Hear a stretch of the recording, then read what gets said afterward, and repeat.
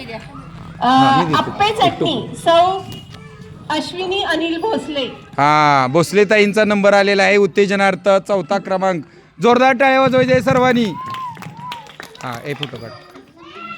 व्यवस्थित काढ. हा, ओके. उत्तेजनार्थ आणखी एक क्रमांक आहे आयते चटणी.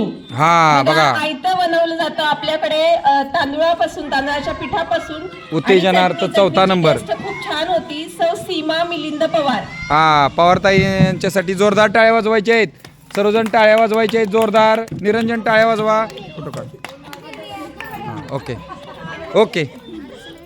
आणि अजून एक बक्षीस आहे उत्तेजनार्थ की सगळ्यात चांगला नाश्ता. मगाशी मी सांगता राहून गेलं की नाश्ता म्हणजे काही शिरा पोहेच असं नाही, तर चपाती भाजी हा सुद्धा खूप चांगला नाश्ता आहे आपल्याकडे.